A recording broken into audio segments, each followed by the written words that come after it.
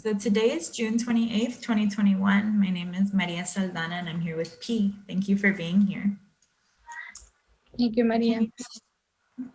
Can you start by telling me when and where you were born?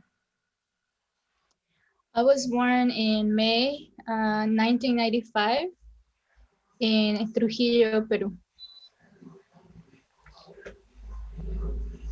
And where did you grow up? I grew up in Trujillo until I was 4, and then my parents and my brother and I moved to Chiclayo, which is farther up north in Peru. And then when I was 5, my mom and I, my brother moved to Lima. And I lived in Lima until I was 15. And then when I was 15, I went to, my mom and I migrated to Sacramento, California. And I lived there until I was 18.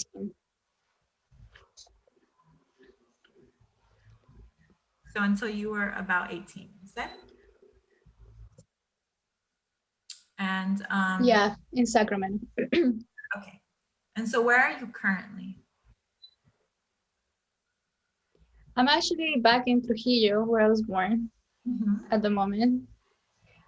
I came on June 3rd to spend some time with my grandma, and I'm leaving in about a week.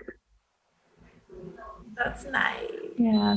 That's beautiful. I love that you were able to go and see your grandma. Yeah, she just turned 83. So I was here for her birthday. That's so sweet. I love that. And when you were not in Trujillo, when you leave Trujillo, where would you be going back? I'm actually going to travel a little bit. My grandma is from Ancash, Huaraz, and I always wanted to go, and I love trekking, I love nature, I love stargazing. So the last couple of years I've been kind of training to hike long distances, and so I'm planning on going to see Lago 69, Pastoruri, Huascarán, because I see myself right now kind of transitioning from within my career. I kind of want to go more into climate change. So I want to kind of test myself. I was never in sports when I was a child or growing up, but I kind of got into like mountaineer bouldering activities a couple years ago. So I'm just testing my body to see how much I can do. So I'm gonna go there, and then I'm gonna go to Yurimaguas, which is where my brother lives. And yeah, and then I'm gonna spend quite a bit of time here in Peru. That sounds really nice. I'm so glad that you're able to have that experience. And so you touched a little bit about, where each of, a few of your family members are from. You said that your grandma's from Ancash. And then you said your brother's in Yurimaguas, right?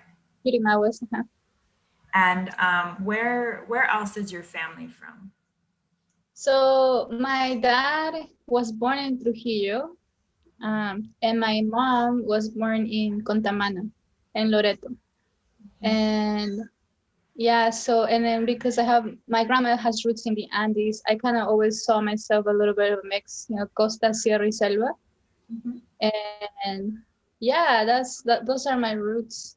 My mom's side has some Brazilian as well. My grandpa spoke Portuguese, and my grandma, she spoke a little bit of Quechua, but she's forgotten. So there are some of the roots all over. Yeah, that's really beautiful. That's beautiful that you have these ties, to La Costa, Sierra y Selva. My family's from Contamana, so my Mama Edith, my great grandmother, was born in Diruntan, which is a village village, you know, on the Ucayali, but she raised my abuelita, who was also born in Tiruntan, in Contamana. So my mom, who was born in Pucallpa, like had all her summers in Contamana, and I actually got to visit Contamana for the first time, like a few years ago, and it was really beautiful. Qué bonito. I love Contamana. So pretty. Yeah. Did you go to Aguascalientes? Uh-huh. Yeah.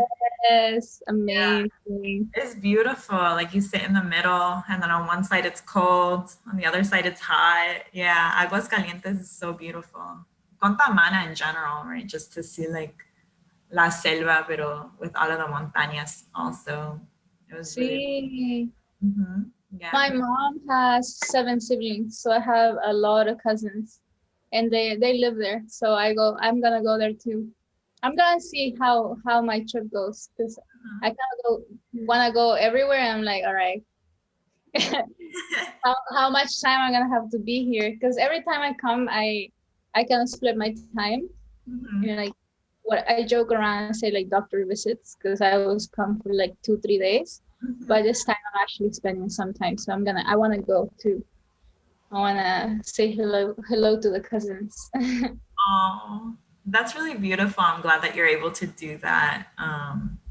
You know, especially after like such a hard year with COVID and everything. I love that you're able to go see your grandmother for her birthday. That's really special. Yeah. Yeah. Would you share a little bit about your relationship to your Peruvian identity? So I remember while I was still here until I was 15, I felt very proud to be Peruvian already, but it was kind of like a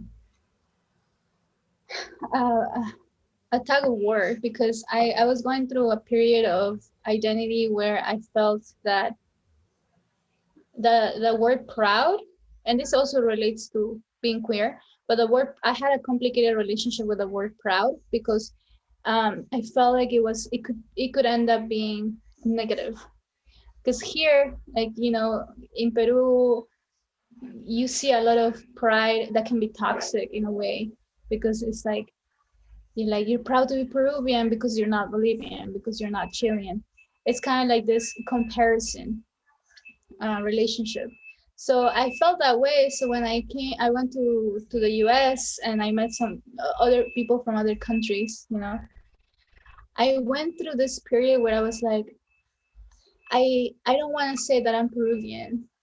I mean, like, I am from Peru as a location, as a place. I enjoy the culture, but I didn't want to be like, you know, the patriotic, like waving my flag. And in a way, I'm still that kind of way, because I don't believe in flags, in the sense that I think, you know, as history tells us, like, this year is 200 years of the independence, you know, but it was actually, you know, like, created, like all those borders were created. You know, back in the day during the Incan Empire, it was a huge extent of land that was like Ecuador, Colombia, you know, Bolivia, Chile, all of it together. So that's where I was coming from. I was like, why am I not just like a human, you know? But over the years, you know, I was like, all right, yes, like, I'm gonna say I am Peruvian, because at the end of the day, like, Peru exists today, regardless of the fact that, you know, 200 years, 500 years ago, you know, when the Spaniards came to occupy the land, the culture was still there. So if anything, it kind of serves as a geographical guide to say Peru, because it's in South America, you know. And even then, a lot of people in in the US are really annoying because sometimes they, like, especially like my first experiences in Sacramento, like it was like the first thing that I will say is, oh, have you been to Machu Picchu? Or I've been to Machu Picchu, things like that, you know.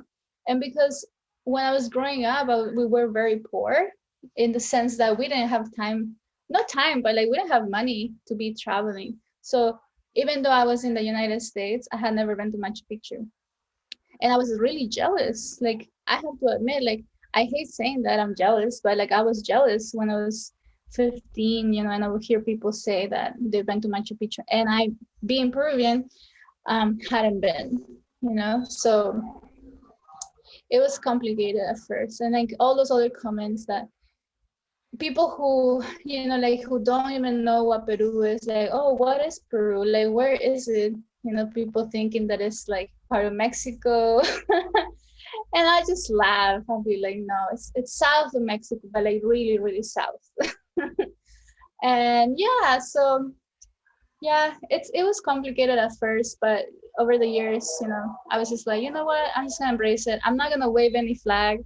Like I think it could be silly to like adhere yourself to like, you know, like super buena, like you know, but um if I respect other people who do that, but and at the end of the day, like what is at the core is like there is a lot of things that we need to fix as a country, and you know, like a lot of things, but people who want to be proud about it, they can be proud about it and not gonna feel, you know, like I have to judge or anything.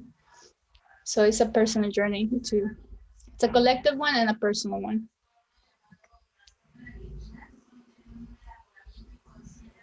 Yeah, thank you, P, for sharing you know, your journey, your personal one, and how it ties into the, you know, the larger collective one.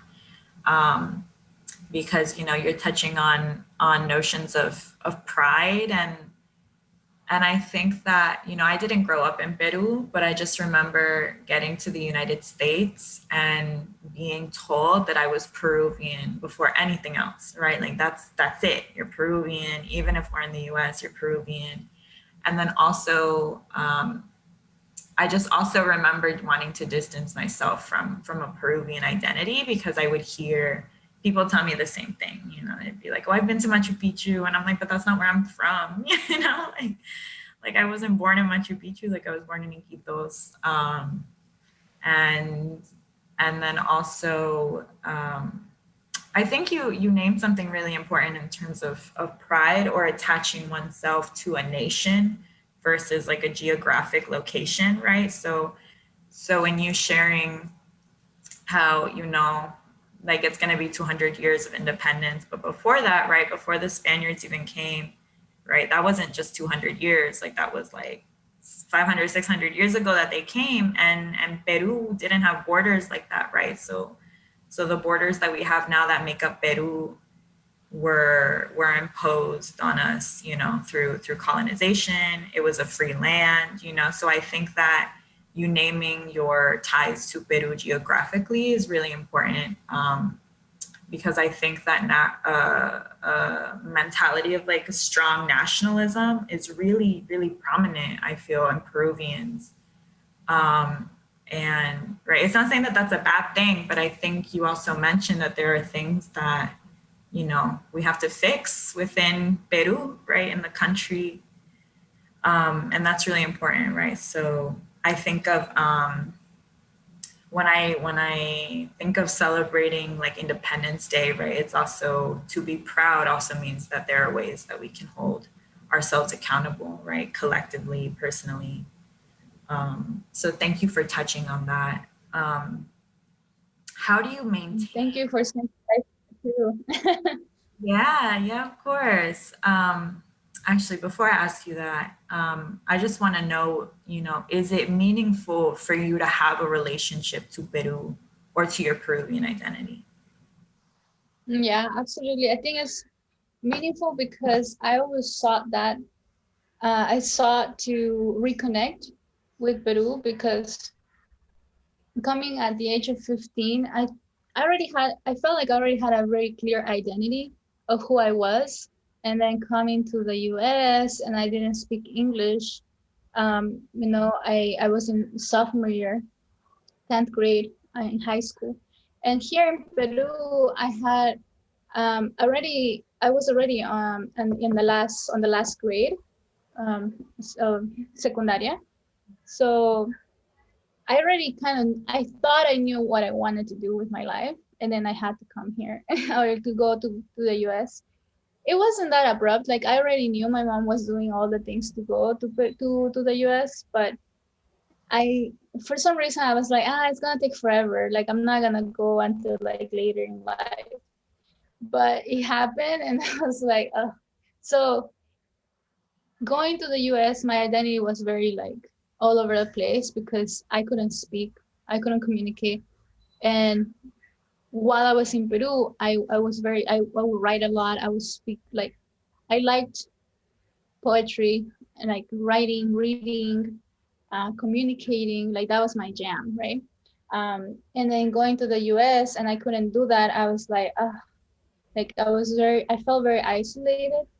Even though I had friends in my ESL classes and everything, it wasn't the same because I couldn't communicate as fluidly, right?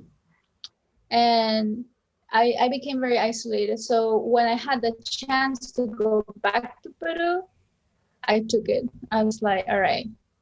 I was already in college, and I remember like there was a grant, right? Like, and it was like about identity and things like that. So I wrote an essay in which it was called "Where Are You From?"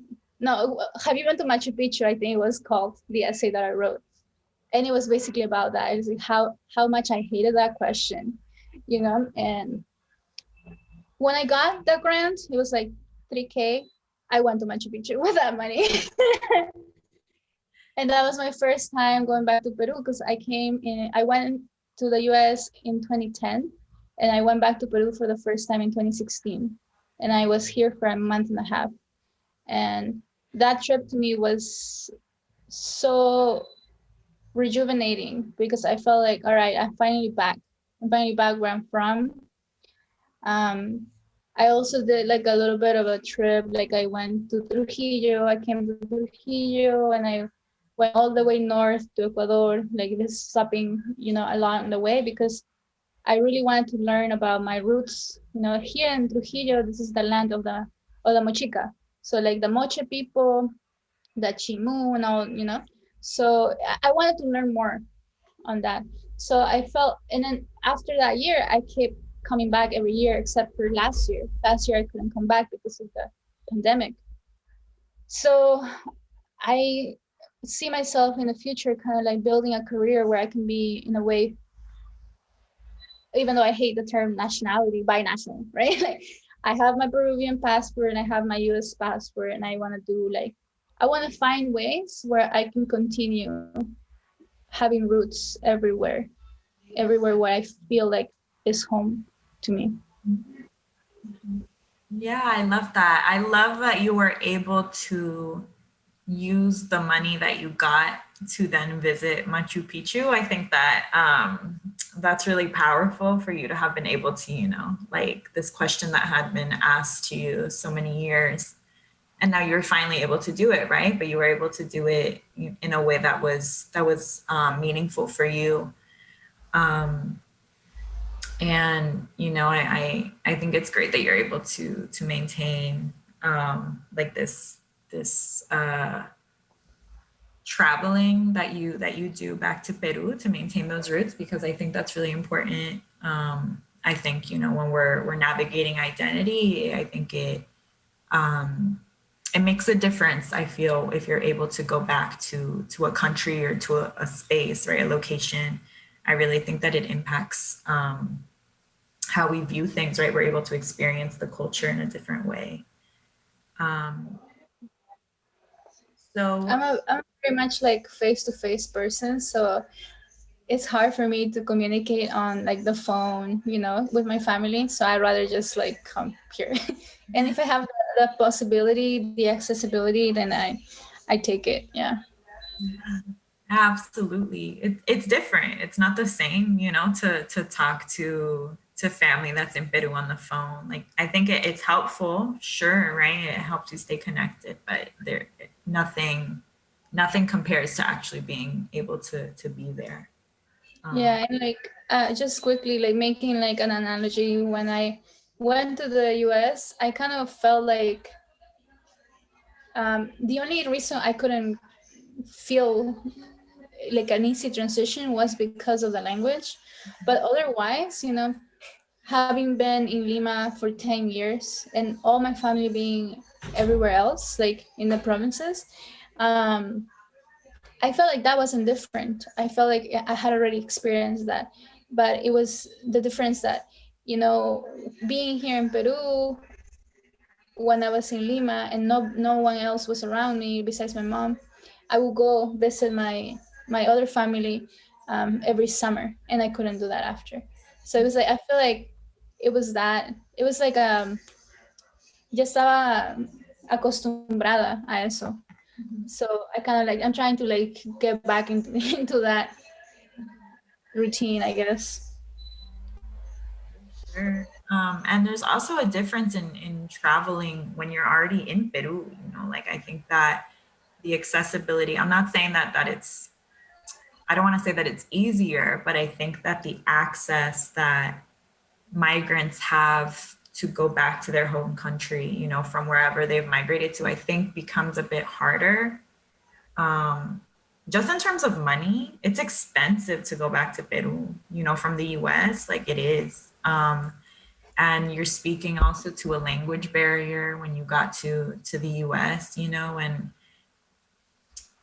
I think also being able to communicate with the people around you plays a really big role in how we come to understand ourselves, right? Because it's relational. Like we have these relationships with other people. And so you're saying, that you weren't able to communicate as easily, even though you love to read, you love to write. But you weren't able to do that as well, right? When you got to the US. And so I imagine it was also a journey to be able to then, communicate with the people around you, to then think of yourself, in this new place as well. Yeah. Mm-hmm. Yeah. I definitely took advantage of the pandemic prices for traveling. It went down so like crazy cheap, crazy. Like but yeah, like Yeah. So how else then do you maintain your relationship with Peru or your Peruvian identity? So you go traveling a lot, but what about when, or maybe even thinking about what it was like for you then to not have access to go back, right? So many of us haven't had access to go back, especially during the pandemic, but at large. How about at those moments, right? When you're in the US, how do you maintain your relationship? Yeah, I remember in Sacramento there was an annual Peruvian food festival. Amazing. I was like in heaven. My mom is a great cook. But like there were things that she never would cook. So like I was like in heaven that one for I think it was like 2014 that I went. It was in Sacramento. And then when I moved to LA, no, it was in 20 anyways, because I moved to LA in 2013. So it had to be before that. Anyways, once in LA, I found way more Peruvians than in Sacramento. I think in Sacramento, like the only Peruvians I knew were like friends of my stepfather. And, it was kind of like just family, no one really around my age, So yeah, moving to LA was great. I met many other Peruvians. I used CLA, and then I got introduced to a whole new community of artists and activists in Boyle Heights. So Boyle Heights is like, I feel like it's another home for me. Like everywhere in LA, I was like, I don't know, like I don't like LA. It's very like, I feel very detached from it until I was in Boyle Heights. And Boyle Heights is predominantly Mexican, but there are other, other ethnicities. And yeah, so after that, I remember I love traveling. So I went to Mexico and with my roommate at the time. And I was taking Quechua as well that year. it was my senior year at UCLA. And I was taking Quechua. So for my final project for that quarter, I had taken a lot of video from my visit to Mexico, which was the first time I went to Mexico, and Tlaxcala, to be specific, Tlaxcala, Mexico City. And basically I made a documentary, a very short video, and it was like from the angle of a Peruvian visiting Mexico, and like kind of like visiting, you know, like El Templo del Sol, de la Luna, Teotihuacan, but I narrated it in Quechua. So, and then when I finished it, I, one of my friends from the, it's called Latinx Film and Theater Association at UCLA, but before, when I was part of it, it was called Nairo Cultura, which is just like a bunch of different, you know, art forms, Latinx art forms at UCLA, 2 nights. And so one of my friends from that group invited me to this. He had already graduated. He had invited me to an event in Boa Heights that was taking place at La Concha, which is an autonomous space in Boa Heights. And he told me, like, there's a screening event. Come screen your latest work or whatever you want to show. And so I was like, oh, okay, let me show that. So that was my introduction to Boa Heights. And then when I showed it after the fact, I had someone approach me. He was like, oh, you speak Quechua? And I was like, a little bit, I'm learning. And he's like, I'm Peruvian. And I was like, me too. And then basically, one sec. Yeah, Michela. So yeah. And after that, I kind of became part of the collective, and then I met more Peruvians. And so now I have like a couple of Peruvian friends, you know, who are artists as well. So in LA, that's where I found kind of my niche and my group, my tribe. And yeah, it's a mix, you know, in in the collectives I'm part of, in LA, like kind of like I'm the Peruvian one, right? And it's fun to kind of like have that diversity around us. There is a lot of Mexicans, but there's also a lot of other, you know, and I think, like, yeah, my friends, you know, they're a mix, you know, like I have friends from so many countries, and it's really fun to be in community with, you know, comrades from all over the world, really, let alone Latin America. Like, it's just so rich. And, you know, there's also, I have, you know, as a critical being, right, like you can criticize a lot of things, and I also like have my moments where I'm like, Latin America, I don't like it, you know, like Latin America. But yeah, for lack of a better term, you know, abayada. But yeah, I forgot what the question was. I'm kind of ranting right now. The question was being Peruvian in the US, right? It was how do you maintain your relationship with Peru or with your Peruvian identity? With those connections to my Peruvian comrades. Some of them are, you know, like they came very young, you know, at 7, some came later. Some are younger, some are older, and it's great because we meet up. You know, we can go eat at Natalie's. I love Natalie's. There's one in East Hollywood and there's one in Glendale, and it's so good. I love Natalie's. And yeah, just over food, just hanging out, creating together. I made, after meeting my friend there, I made a couple films with him, made a couple other films with my other Peruvian friends. And really, like, I feel like, you know, actually, like, through those connections, I've had a lot of work as well. So it's not just like hanging out, really, it's also working together, creating together, and uplifting each other. Yeah, that's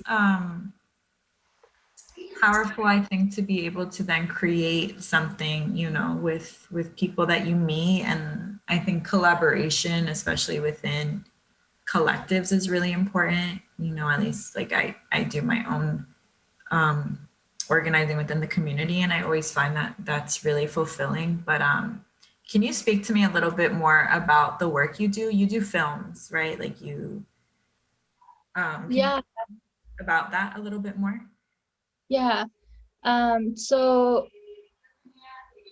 okay, a little bit of a background, I guess. The moment when I decided I wanted to be a filmmaker was when I was in high school, and um, it was really related to my identity crisis in a way, because like I said, like I had friends, but I was very isolated. I didn't want to hang out. So what I did is like I finish homework and watch movies.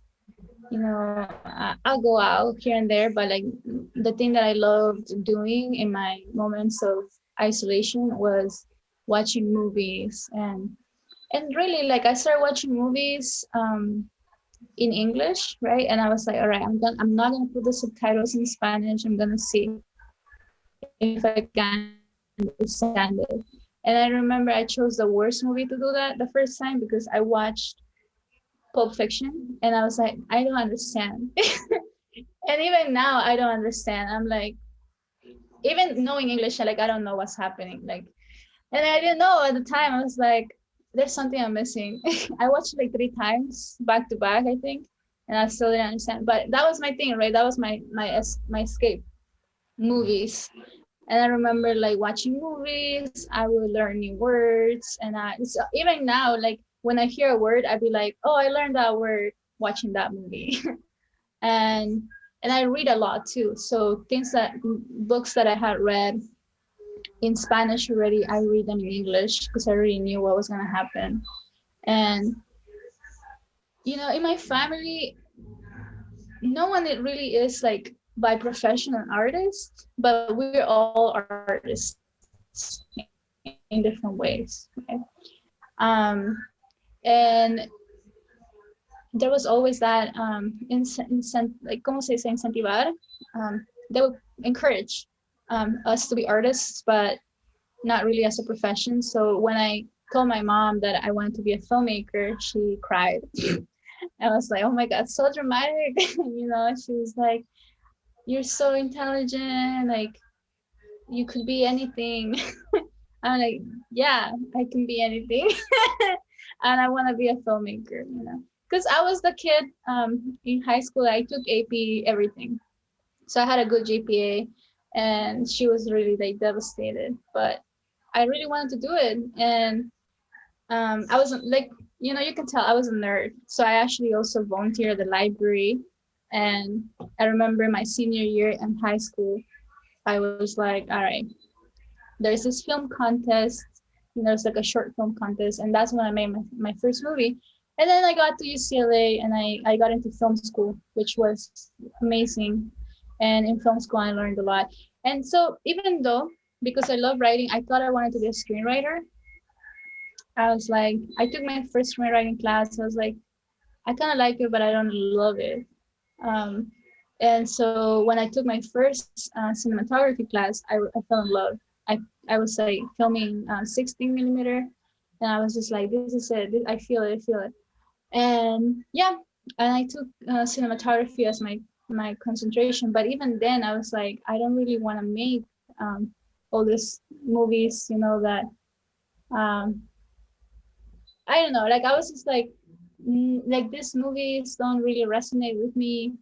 And it wasn't until I watched La Hora de los Hornos, The Hour of the Furnaces.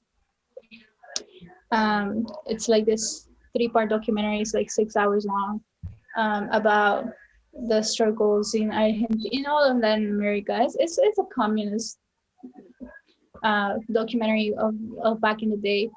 But the artists, I learned about the history, how they made those documentaries and how they had to do it like underground and everything.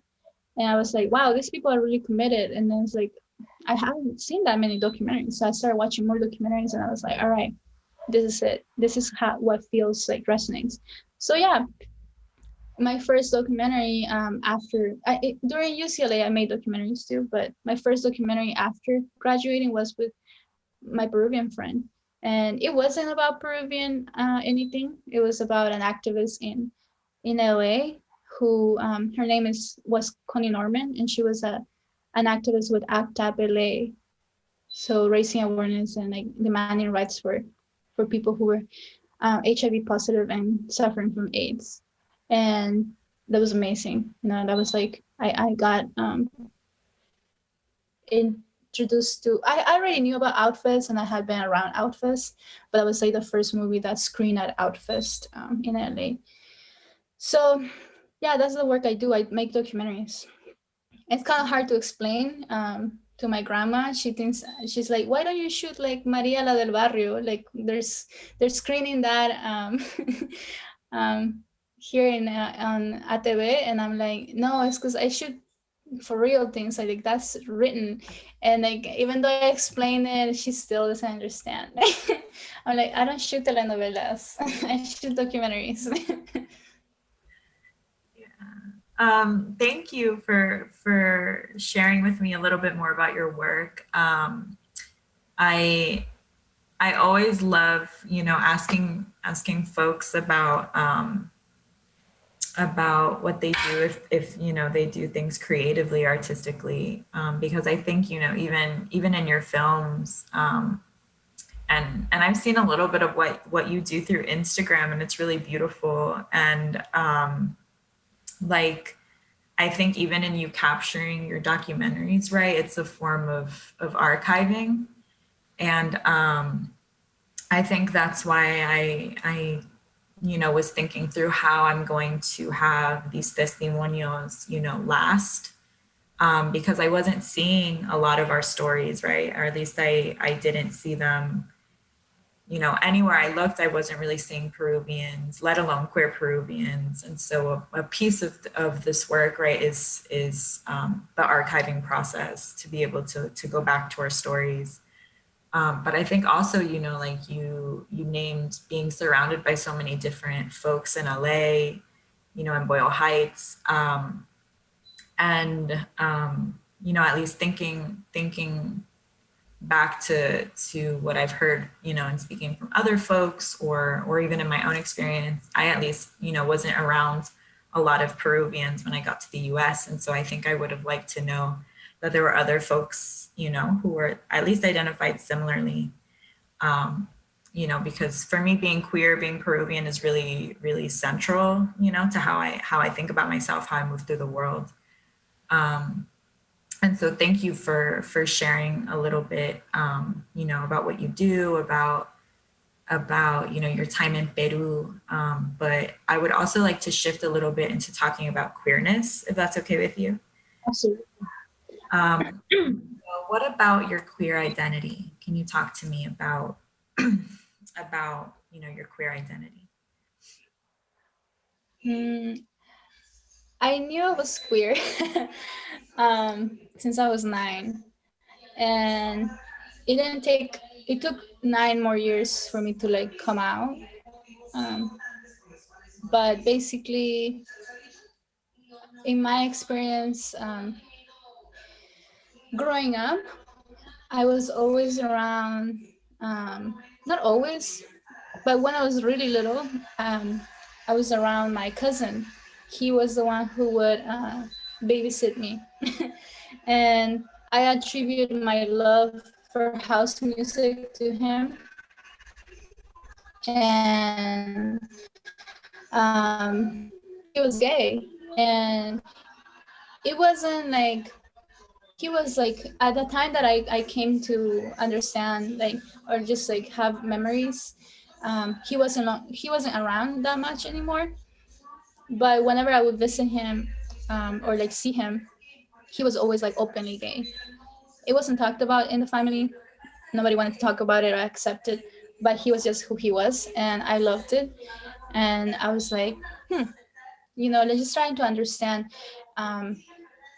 why it wasn't accepted. But I always think about him when I think about my queer identity because unfortunately he passed, but I carry him and like whenever I listen to house music, not all the time, but I'm like, oh yeah, this song, like, you know. Um, and when I remember having my first crush and like, you know, like being 9 years old. And I was like with another 9-year-old in my class and I really liked her. And I was like, ah, she's so pretty. And like we kind of kissed and that was it. It wasn't actually, that wasn't it. Like we were separated. It was kind of tragic. I was like, damn, like this is like kind of tragic because they changed. It was like in the school that I was going, there was like el turno de la mañana y el turno de la tarde, like morning and afternoon, and they switched us after that. I was like, what the fuck, you know, like I was just like devastated, but I didn't see her after that.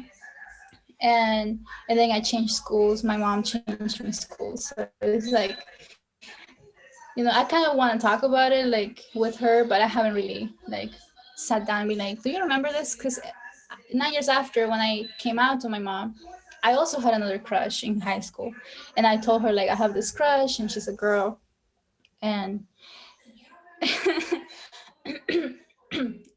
and so my mom is just like, until this day, to this day, she still acts surprised. And it's like, dude, like it's been 8 years like since I came out to you, and she still acts surprised whenever I say something. And like, but yeah, so even though it's not like accepted openly, I'm the type of queer who came out on social media, and I have all my family on social media. So I'm like, there it is, like, you know, I'm an open book if you want to talk about it, but they don't. They just like, you know, like they mention things here and there, thinking I'm gonna engage, but I'm not really like, I'm like, if you don't want to have a real conversation, you know, because it's like they just poke fun at things, you know. I'm like, I'm not gonna engage because, you know, but being queer, I feel like it's really fun to be queer because what mean to me what queer means is you get to explore life through a lens where the possibilities are endless. You don't see that one thing is like is red or blue or black and white. No, like there's so much. It's like not just the human condition is so vast, but everything in life is. And it's really tied to me, to Buddhism as well, because that's what I practice. It's just like kind of seeing like there's no duality in the world. Really, there is just the one. We all are one. um, and not to erase the diversity that we have as a whole world, but to actually encourage seeing the things we share, the things that we have in common. So yeah, you know, I think being here during Pride Month has been kind of funny. Funny in the sense that I'm like, wow, my family really like, you know, they're still tripping. But I can't really judge them because Peru as a country is very Catholic, you know, and what we know about Catholicism and the Bible, like, you know, they have really they're really attached to it. So it's very cultural. And you know, this year, in a couple of weeks, we're gonna have our first lesbian congresswoman in Peru. So that's really exciting because I feel like she's gonna do a lot of work. She's amazing. I've read her books, Susel Paredes, and I'm just really excited because I feel like she's gonna be the catalyst for legislature change here in Peru, and that's what needs to happen. I think, you know, like we can fight and fight within our communities, but the people who are against, who are homophobic, truly queerphobic, um, they're not gonna stop until the law is changed. So yeah. Yeah. Yeah, thank you for sharing so much about your queer identity and your journey. And I I appreciate, you touching on the last part about Peru's gonna have its first, queer congresswoman, right? Lesbian congresswoman. And I do hope, right, that there's a shift in legislation because, even you naming that your family knows, right, but doesn't speak about it, I think that that's a common narrative that I hear, right? So whether people's families know, it's not like it's not like they're productive conversations that are had, right? It's like sometimes there's jokes or that they'll mention a comment, and even you saying, right, that you're not going to engage with it unless it's going to be a legitimate conversation. Well, that's for your self-preservation, right? Those are your boundaries. That's you, knowing from, I'm guessing, past experiences, right? Like if the conversation is worth having. And I think that's okay, right? I think that that's actually a way that we are able to take care of ourselves. Because Peru is, Peru is a country that has a lot of homophobia, has a lot of transphobia. We even saw it, with like during the elections, right? And so my question to you is what does it mean for you to simultaneously identify as Peruvian and queer? Simultaneously. I feel like Peru, is one of the many countries that have anti-queer legislation. It's like during Pride, I remember seeing this meme of Bugs Bunny being like, one level of queer is I'm queer. Second level of queer is like, oh, no, I'm gay, and then I'm queer. And then the third level is like, I'm a criminal in 74 countries. And I was like, damn, that's real. But, I think there's a lot of legacy that comes with being queer and Peruvian. Um, we have not only been in the arts, but been everywhere. Um, and truly, Peru, if you go deep, there's a lot of spirituality as well, right? Like the love, like the Inti Raimi just happened. Um, and there's evidence that, the third gender was very revered in Peru. So I think the more we learn about our ancestors, we will understand. It will be a path to understand um, what queerness means. And so that's what happened to me. I feel like, being queer was very detached from being Peruvian, but then learning about, the history here in Peru, I was like, no, everything is connected. And it really is. Like I really feel that way. Like everything is connected. So yeah, to me, it's all in one. But I haven't like at this point, I still haven't really explored anything in my work related to that intersection. So I'm hopeful like in the future something will come up, and it can be, it can be a shift too in my growth, because I haven't really explored that through my lens. And yeah, I'm excited. Yeah, I'm excited for you to be able to explore that, in the future. And I hear you naming, that it sounds like your identities felt distanced from each other, you know, until you said that you started doing your own work into learning more about the history of Peru, right? And there is evidence that there, you know, we didn't have like a binary gender system, the ways that we thought, like that we think of sexuality like now, right? Like post-colonization is not how we were thinking of sexuality and gender before, right? Before the colonizers came over to Peru, right?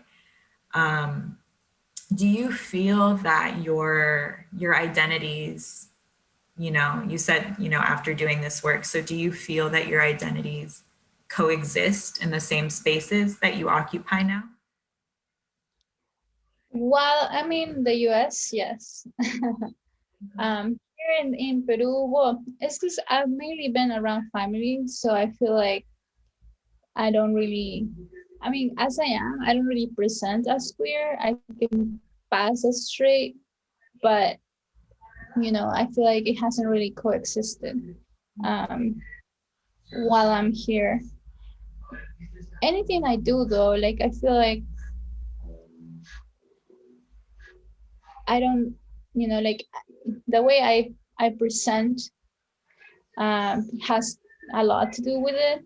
You know, I'm not like I feel like it would be harder for me if I had, you know, different mannerisms because that's what they pick up on here, Peru. But yeah, I'm trying. I'm not really trying yet, but I'm looking after in getting involved a little more here as well in the queer spaces and the queer activism. There was a pride march 2 days ago, but I was with family and I didn't go, and I was like, damn, I should have gone. You know, when's the next time I'm gonna be here in June? I don't know, but we'll see. I think as of now, it hasn't really coexisted here in Peru, like those two, like that intersection. Yeah, and that makes a lot of sense too, right? Because I think that our identities are going to shift depending on where we are, right? Or how we navigate them, how we navigate our spaces. So that's valid, you know, that you've seen those differences. And you also named, right, the ways that you present yourself, right? It impacts a lot of other people's perceptions, I feel, right? Like I think that usually it's other people's perceptions that then influence, you know, how we navigate, right? Like, and so I'm curious then, you know, how you named that you're in Peru for Pride Month, right? You're there currently. You've seen some marches happen, but at large, you know, I'm just curious, how do you feel Peruvians perceive queer folks? Mm. Let me see. Let me start with the wide or my perception of the big picture. Um, there's both. There's support and there's hate, and there's ambivalence as well. Um, you know, seeing like I went on Facebook and saw the comment section of the Pride March that happened in Trujillo this year, 2 days ago. It was sad. It's sad because there was a lot of support, but then there's also a lot of hate. And you know, I was like, damn. That's really sad. But the great thing is that I think it's like the 14th year in a row that they're doing it. So you know, the history is there. Like nobody can take away that. You know, so I think last year it didn't happen because of the pandemic, but besides that, you know, it means people are still fighting and showing up. So regardless of all the hate and all the truly like it's ignorance, it's hate based on ignorance because I think, you know, Peru was also very impacted by the AIDS epidemic. So in conversations that I had, because I had conversations here and there with family this month, about, with my dad too, and my dad bringing up AIDS as the first thing in the topic of queerness. I'm like, damn, like it's still very much like the thing that they have, that a lot of Peruvians in that generation have as a reference of what queer means, is having AIDS. So there needs to be a lot of more education around queerness, and there is. It's just that people don't look after it. A regular straight cis man, a regular straight cis woman just doesn't want to learn about it. That's that generation, I feel like, of what I've seen from what I've gathered. Then the other generation, the generation of my cousins, for instance, it's a little bit more accepting in the sense that they respect like people's views. Like they say that, right? Like, oh, like mira la chabuca grande, no chabuca grande, la chola chabuca ha tenido un hijo with a friend, right? Like, or like this film producer just adopted a kid, or things like that, right? Like, so like they talk about it and they respect it, but at the same time they still make fun of like mannerisms, they still make fun of this and make fun of that. They kind of like accept it when it's entertainment to them, right? Like when it's like a queer person in the role of the singer, right? Like, or the comedian. So those places are still kind of like accepted, but beyond that, like I want to have a conversation, like we start talking, and like it gets cut off because of whatever reason. So still fear, I guess. People equate being queer to death because that's what they saw. Now there's the cocktails. Now there's all this, improvement in medicine for people who have AIDS, but they still kind of like see being queer as, like a punishment from God. Like let alone just like haven't even talked about religion, but that's really like at the end of the day they always bring out the Bible, right? Like Sodoma and Gomorrah and all that. So yeah, a lot of work that needs to be done.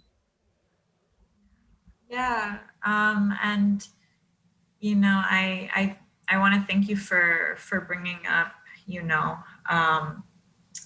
the history of the AIDS epidemic in Peru, right? Because I think that we still see the effects, right, to this day in Peru, with folks who have survived the AIDS epidemic, and also the stigma that remains in the country, and I think we can see similar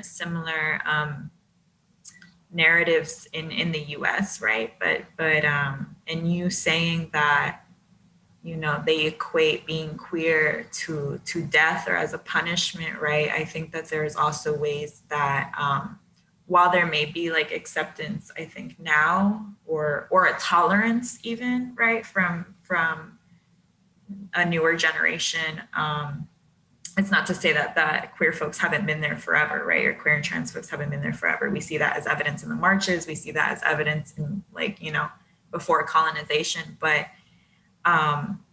there is still work to do, right? There to fight those stigmas, because, whether they equate queerness with death because of AIDS, right? I think there's also, I just remember going back to Peru and hearing about the violence that would happen towards queer and trans folks, right? Whether it was on the news or it was someone saying that, someone's son had been, harassed or assaulted. And then also hearing it in the US, right? Like we see the news that we hear about violence towards queer and trans folks, you know, that's a reality. That's something that happens still, you know. So this might be a big question, you know, but how do we as queer Peruvians then survive, you know, that harm or that violence, you know, and how do we move after we experience, you know, that pain, right? How do we move from that? Yeah, this just brought back the memory I just had a couple of weeks ago. I was walking in the park. There's a park right outside with my grandma. It was nighttime, and I saw two boys. I won't say boys because they looked like they were probably like under 18, and they were holding hands. And but as soon as they saw us, because it was really dark in the park, as soon as they saw us, they stopped holding hands, and I was like, damn, you know, like I wish they knew they're safe, at least with me, you know, like but no, they can't assume. So it's still, you know, and Trujillo is a big city. It's not like, and in the area I am, it's kind of like it's like safer, a little safer, in terms of like crime, but you know, it's not safe for queer folks to be holding hands even. Um, just just in the news, you know, I saw like a week ago, or 2 weeks ago, I think, the in Miraflores, which is the one of the fanciest, you know, districts in Lima. A woman called the cops because two men were kissing in a park, right? And one of the things that I see a lot in Peru too is PDA, like is rampant among the streets. Like they can be eating each other faces and it's fine. But for queer folks to be holding hands is not, right? So it is, and then, you know, femicide and trans murder is fucking rampant as well. Um, so us, I think, having, I mean, for me, right, like all the work that I do, in a way, I feel like it's activism as well. Um, and for me to be publicly doing this on social media, it's a tool. Doing it in person can be risky because even now, right, like I feel like I want to have a good solid month with my grandma. And for me to do that, in order to do that, I knew from the beginning, I was like, I'm not gonna talk about queerness because she's gonna, you know, be against me, really. Like I mean, I know it because I make comments, right? Like, and then she will say the word maricon, and I'd be like, gay, right? Like, and then she'd be like, no, maricon, and I'm like, no, gay. So it's kind of like, and I do it, I feel like I'm doing it nicely, I'm doing it softly because I don't want to get into any arguments with an 83-year-old woman. Um, so I just do things, subtle things, you know, because I feel like that's, for now, that's not only safe for me, but safe for the relationships that I have with my family. Because I feel like they're not ready, right? They're not ready, um, and it's also, it's kind of like picking my battles, right? Like what am I willing to sacrifice? And right now I'm not willing to sacrifice my relationship with my grandma. And I don't think it's worth it, honestly, because at this point, like, what's gonna happen? Like, I'm not gonna change her mind. She's super Catholic. You know, like I don't want to make her angry. I don't want to be responsible for anything. You know, like I just want to make you laugh, have a good time. Um, so it's that.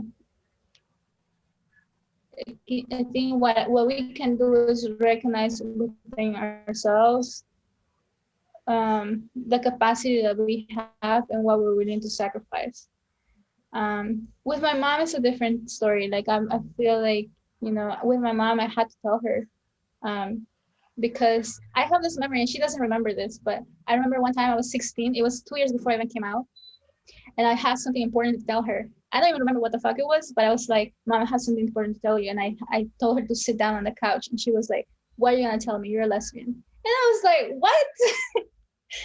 And I was like, and I was not even ready to come out to myself at that time. So I was like very shook. I was like, what the fuck, right? I think I even denied it. I was like, but anyways. So yeah, and it's interesting to define it like that, like what you're willing to sacrifice. But I think social media has given us a lot of a huge platform to explore and find other people like us, because for me, like it was I felt like I came out twice, because in 20 I don't remember, I was 18, so it's 2013 I came out as queer. Like I told my mom, I was like, I like women, I like men, and like, but then I came out again, I think in 2016, 3 years later, because I also felt like my gender identity was different. Like I felt that way from a very young age. It was the primary thing was clothing for me. Like I never really liked wearing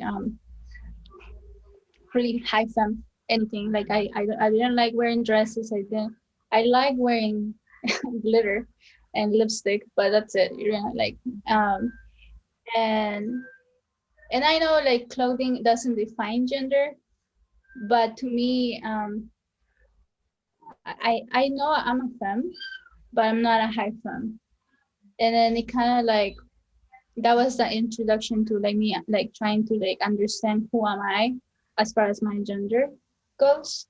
And when I learned about gender fluidity, I was like, wow, I understand. Like I was like, I think it was like 2014.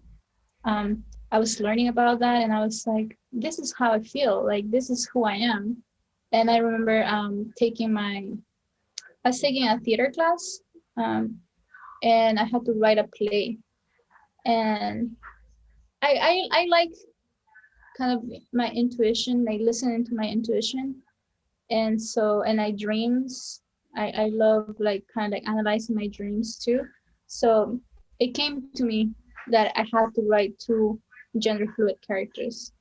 And after that, I was like, wow, like there was just so much inside that it was like learning another language, really, like trying to express that, because it's kind of hard to explain to people who understand the world in the binary, right? Like, there's only men and women, and here, it's like they're like God only created, and I'm like, no. How do you explain a creation of God? So that's one of my arguments, right? Like whenever people say that, it's like, so you're saying that intersex people, for instance, like they're creations of God, and who is man, right? Who is like a doctor, right? A doctor is just a man, a human who chooses what gender this kid is gonna be, with a when intersex people are born, and there's like the human is playing being the creator, right? Like, and that's a sin. So I go along with the whole rhetoric of Christianity. But yeah, so yeah, I don't know, I feel like it's important for us to continue exploring and learning how we walk through the world. Yeah, and as you're sharing, you touched on, what our capacities are, right? As we continue to educate ourselves, or to do the labor then, to educate others. Because it's true, right? I think for cis-het folks, right, it may not be the first thing on their mind for them to want to learn about queerness, right? Or to talk about gender and sexuality because they think it doesn't affect them, right? But it does, right? We're all under systems of gender and sexuality. And I think also knowing our own capacities and our boundaries, right, as we navigate conversations with loved ones, with people that we don't know, right? Like, I think that becomes really important. And I also really appreciate you sharing, you know, your own journey in understanding gender, right, in gender fluidity.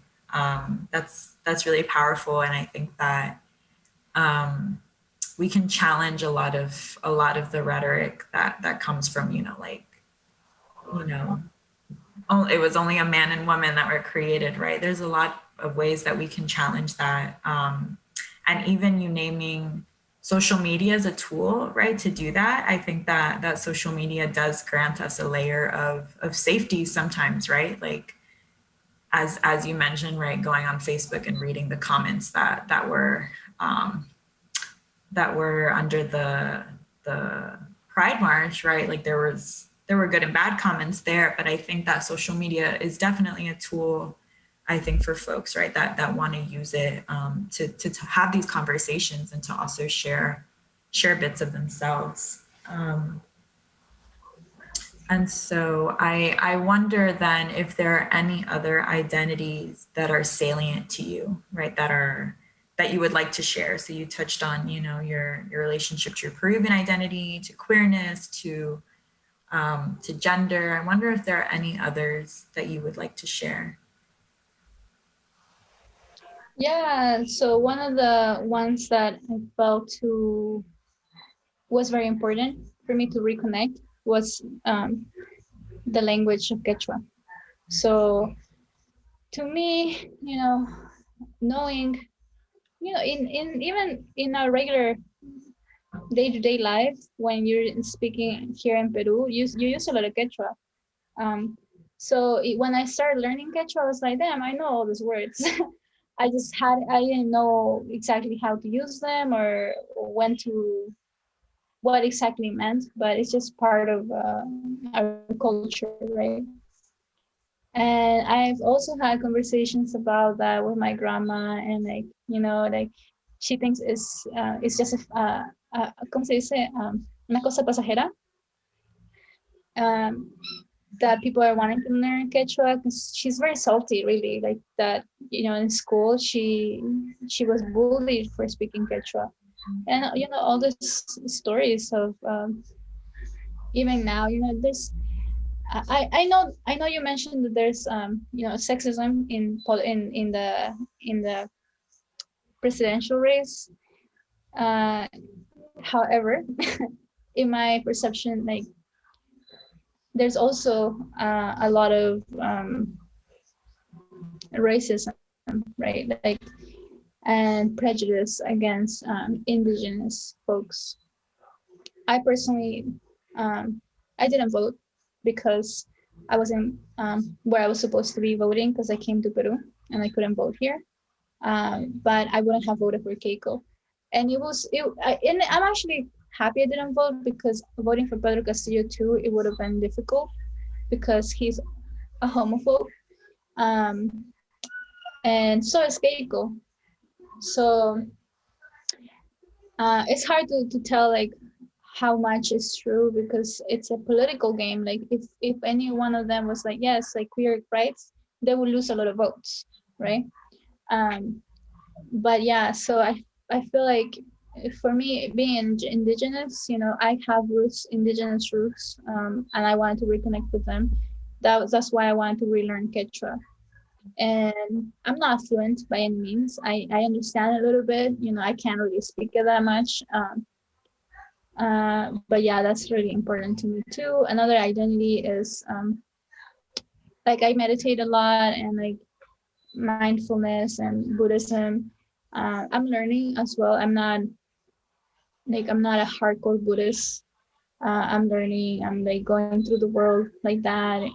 Gone to a couple of retreats and like visited a monastery and things like that. So I'm currently preparing like I'm kind of like doing a spiritual cleanse and like letting go slowly of some things because I would like to do ayahuasca, for instance, and learning that, you know, like in Yurimaguas, that's actually one of the places where the ayahuasca plant grows a lot. So I'm gonna do it with family and trying to see, you know, how we can grow from that. Because, you know, with family and like, I didn't talk a lot about my brother accepting me as queer, but he kind of had to because he has a kid who's also queer. She's a lesbian, and like when I came out, he was like very dismissive. But then when she came out, he was like, okay, tell me more about it because I need to understand. I was like, now I'm here. Like I told you to talk about it, you know. So it's good. I think I think there's hope in this new generation, and yeah. As far as identities goes, those are the ones that I think about the most as representations of who I am.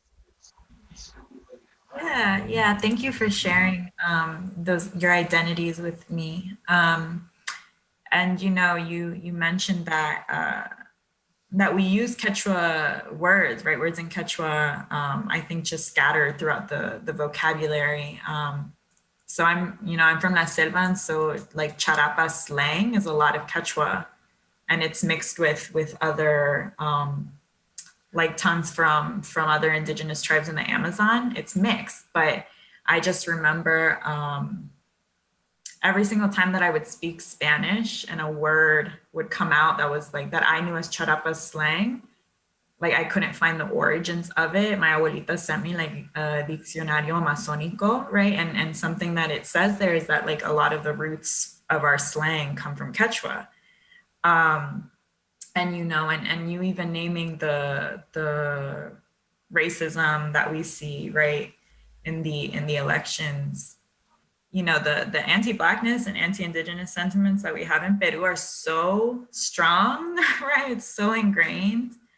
And I think that, you know, the ways that these elections have really, I feel like every single time that I see something about the elections, it's just been really like in your face, right? Whether it's that both of the candidates were openly homophobic, transphobic, whether we have, you know, anti-Indigenous sentiments being said, or classist ones as well, you know, the classism. It's just been so intense. It always has been, but I think really these elections have just been, yeah, like you know, putting them at the center in the front. And so also you mentioned, you know, Buddhist identity. It's funny because I was raised Mahayana Buddhist, like when we got to the US. So it's like, it's just interesting to me that you mentioned that, because I'm in my parents' home right now and I see like all of our like Buddhist statues and our prayer flags around me. So I'm just like, like, you know, and naming that.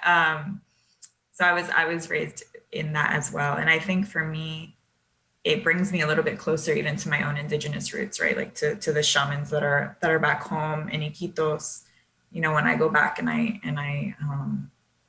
speak to my abuelitas, right? All of the ways that our indigenous culture is just tied at large, right? To the universe, to nature, to Pachamama.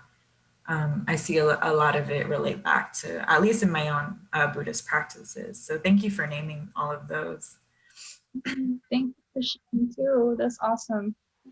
Yeah, I really saw that connection too. It's like kind of like meditating and doing that inner work was what led me to want to learn more about spirituality in Peru and the shamans and all the practices, right? Like that I heard here and there, you know, like, oh, this person is a curandero. I was like, oh, like I always be like, oh, they do amarres, you know. But no, like there's other work that they do, and I like it's beautiful. You know, and thinking about, you know, I think inner work, or, you know, or spiritual work, and how we view our identity. I do healing work that, you know, that centers queer, trans, Black, Indigenous people of color. So my background is in Black feminist methods. My background is in like tenets of healing justice. So that's what I was trained in. And so for me, you know, like I get really curious when I talk to folks as to how they center wellness in their lives, how they view healing, how they are healing. And so, you know, I have a few more questions before we wrap our interview, but if it's all right with you, my next few questions are going to focus a little bit more on that. I would say that's awesome about your practice. Yeah. I've just been really fortunate to, you know, one of my mentors, Dr. Mosley, I met her a few years ago, and she's really been the person that's like, you know, trained me in Black feminist methods. I learned about healing justice through her. And so I've just loved it, you know, and I incorporated a lot in my work in different spaces, especially in like community work, community activism. But one of my questions for you is, what does wellness look like for you? Wellness, it's a mix of things. For me, it means having time to be with myself. Sometimes I feel like when I'm in the US, my time can get filled very easily with my work and also with my organizing work. I organize tenants in Boyle Heights as well. A lot of my work has to do with housing rights, and the past year was a little difficult because I was also dealing with housing insecurity, and my work was I was filming a group of housing activists as well, so it was like very, very personal. So I feel like wellness is to me is carving out the time to be with my own energy and take care of my energy, because sometimes I feel like you know, a lot of people say they're like empaths and stuff, you know, so it's like I feel like for me it's like whenever I'm interacting with someone, I can put myself in their shoes as well, and then kind of carry that energy. So to me, that's important in wellness, is be on my own or be in nature. So wellness through the pandemic to me meant being in nature a lot, because it was an opportunity for me to also pump the brakes, because I was doing too much. I felt like I was doing too much.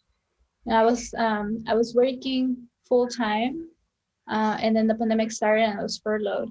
And that really gave me the opportunity to do the things that I felt I didn't have the time to do, which was going nature.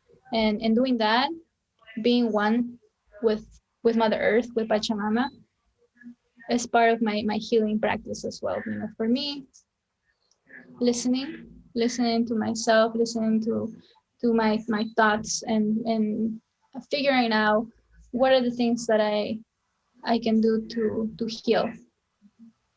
So yoga as well, stretching, and then having those times with friends where like we can just picnic together. You know, just like some of my friends are not down to do like a 7-hour hike with me, so we'll just do picnic. Things like that. But I love that part. So that's I feel like why I'm also very very involved in what climate change it means to us. You know, like I started being vegetarian when I was 16, and then I stopped, and then I came back. But you know, like now I'm like fully vegetarian. So like taking those steps too, I feel like has impacted my my health as far as my body. You know, like my that's also part of wellness for me. Feeling like my body is mine, you know, and engaging in what's fun to me, like dancing, for instance. You know, like I'm not a great dancer, but I love moving and things like that. So activities that that really I can be like, this is for me, you know, and be okay with that too, because you know como la mentalidad del sacrificio can be too much sometimes, because it is kind of ingrained. For me, at least, it was ingrained by my parents. It's like work, work, work, work. You know, they're both workaholics, and I'm like, no. Even taking this time away from the U.S., you know, uh, I kind of felt like people are gonna, like, my family was gonna judge me, because they were like, "You're not working," because everybody's working, right? Everybody has to work, and I'm like, well, I'm kind of still working because I have some videos to edit. I'm working kind of remotely, but I'm still here. Like I told them from the beginning, like, I'm carving out this time to just be. Like, I don't wanna worry about, you know, all this other stuff. And I unplugged myself from social media, because I'm like, if I stay on social media, I'm gonna be working, you know, like doing all that activist work sometimes, you know, just taking a break. It's important. That's what I'm doing. Yeah. Taking a Yeah, I mean, I'm glad to hear that you know you've carved out time for yourself. I think it's really important, and you know, I think it's true that we have been fed like that. You have to keep a working mentality, right? You always have to work. You can't rest, but that's not true, right? I think that we are so deserving of rest. We don't have to earn it, right? We're just allowed to. Um, and so I appreciate you sharing, you know, how you have found wellness, you know, whether it's through hikes in nature, seeing friends, you know, for picnics, and being really intentional. It sounds, you know, that when you're in Peru, that's time for you, right? Even stepping away from social media, I think is really important. um, you touched a little bit on healing, but I'm wondering, you know, how else healing looks like for you, or what comes up when you think of healing. To me, healing means learning from my mistakes too. Um, I know I feel like I've been placed in the middle of a lot of things when it comes to my family, because a lot of things were decided for me, right? When I was younger. Like all that moving around from Trujillo to Chiclayo to Lima to Sacramento. Um, and so now what healing looks to me is taking ownership over my destiny, right? But at the same time, being okay with my own, you know, like mistakes or accidents, happy accidents. So being kind to myself, because sometimes, you know, like what I see around me as role models, like my parents, is like there's a little blaming, like, oh no, you did this and you did that, like things that shaped our lives. But now I'm like, okay, well, I already passed the age of when my parents had me, right? Or when my mom had my brother and my dad. So I'm like, I'm seeing myself, my healing in a generational framework. It's like seeing what were my parents doing at my age and what am I doing now. And it's interesting because, you know, like my grandma is like drilling me, like, when are you gonna have kids? I'm like, not now. You know, and so like things like that, and seeing like all the other role models in my family who are what stages they are in their lives and what am I doing for myself, and being okay with that, being okay with the differences, being okay with the fact that I am not following anyone's path. And sometimes, you know, there's that fear of like, am I messing up? Like, am I messing up my future? But then that's when the mindfulness comes in. It's like, well, this is now. Like the future doesn't exist. What I'm doing now, as long, and then that's one of the things that I'm also learning with myself, is like, as long as I'm not hurting anybody, um, and I'm actually doing positive things for other people and for myself, I'm okay with that. So learning to be patient, because I'm a Gemini and I can be very impulsive and like all over the place. So it's actually a challenge to be resting. Like, so, You know, I feel like it can be my air sign vibes, but it can also be like the fact that it has kind of been ingrained in me, you know, to just work and then sacrifice, because como dice, como dice el dicho que siempre dicen aquí, al que madruga Dios lo ayuda. I'm like, I'm a night owl. I like to stay up. Like, I don't wake up early. You know? So anyways, I'm just doing me. And as long as I'm happy and I'm not hurting anybody, I'm good. Yeah, thank you. You know, you're talking about healing.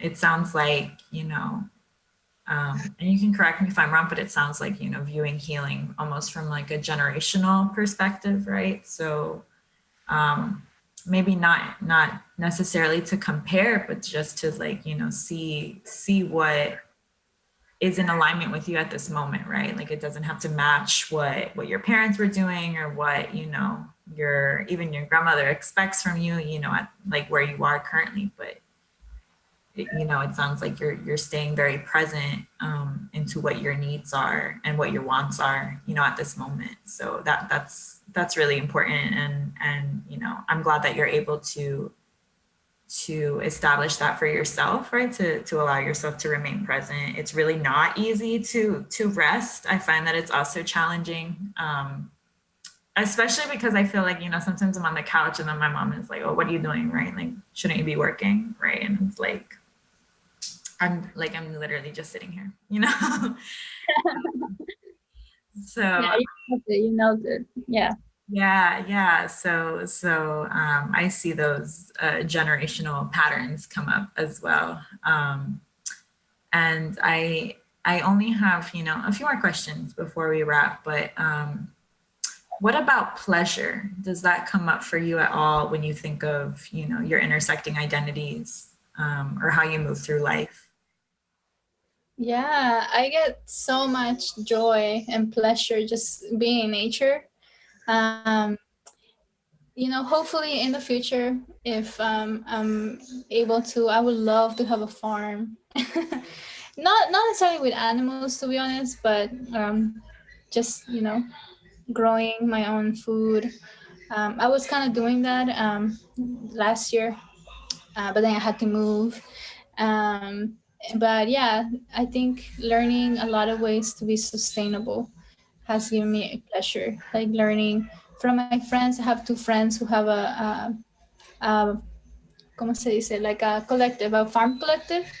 Um, and I've been learning a lot from them too. So yeah, pleasure comes, I guess, for me, from learning.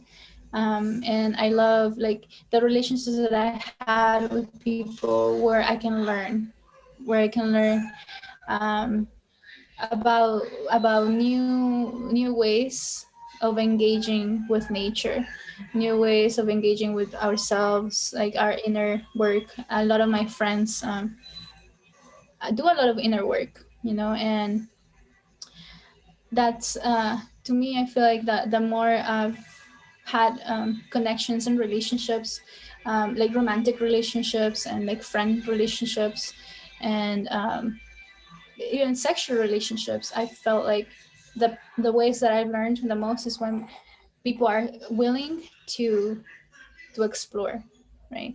Willing to be like, all right, I haven't done this before, but let's do it. You know, let's do this together, and let's see like if it's fun to do it, and it always tying it up to like, as long as I'm not hurting anybody, or as long as I'm not yeah, as long as I'm not hurting anybody or myself, I'm okay with that. I'm like happy to explore and learn. Yeah. Yeah. Yeah, I love that. I love you know, that you get pleasure from these interactions, that it sounds like, you know, it sounds like they nourish you, right? It sounds like that this learning adds, you know, adds something to your life, adds this joy.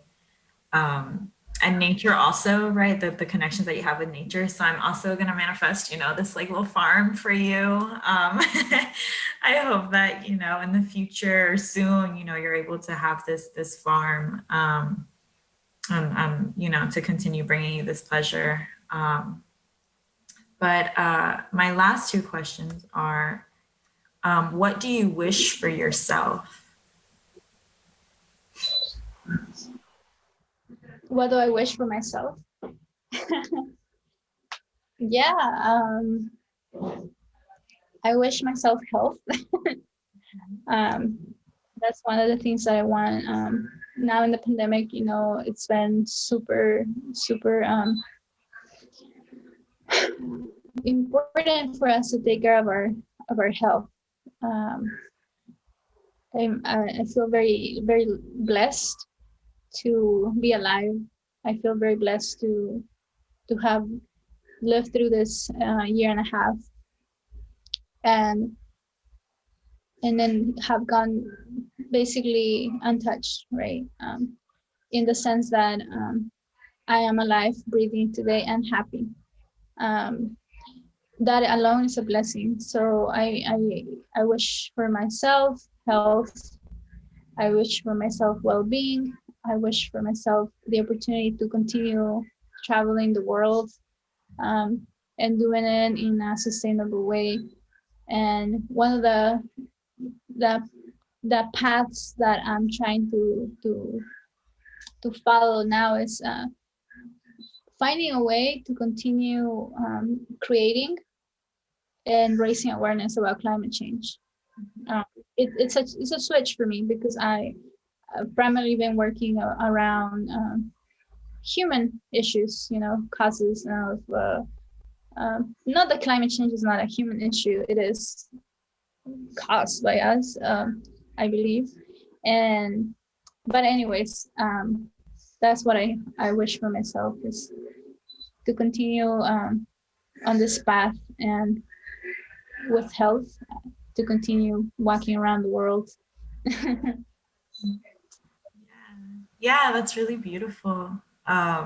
You know, and I also wish, you know, all the health for you, all this happiness, for you to continue to travel, you know, and I'm looking forward to what you have to share in terms of, you know, like your journey, and, you know, and thinking about, you know, climate change. It's really important, I think. And so my last question before we wrap is, you know, what about for queer Peruvians? So what do you wish for them or us, you know? What I wish for queer Peruvians is for us to be able to stay strong despite the hate, for us to stay true to who we are, and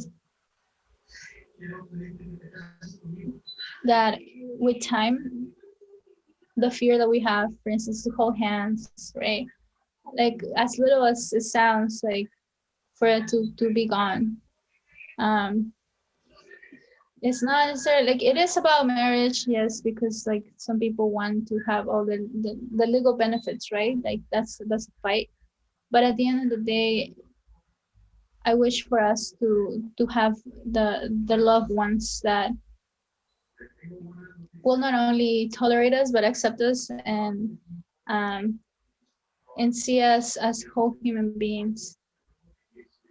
But ultimately, regardless of how we are perceived outside, I know that when we are surrounded by so much hate, and it can affect us personally and mentally. So I wish for my queer Peruvians to continue working on ourselves so that we can stay strong. Like I said from the beginning, like despite the hate. Yeah, thank you, P. Thank you for sharing your story with me, for taking the time out of your day.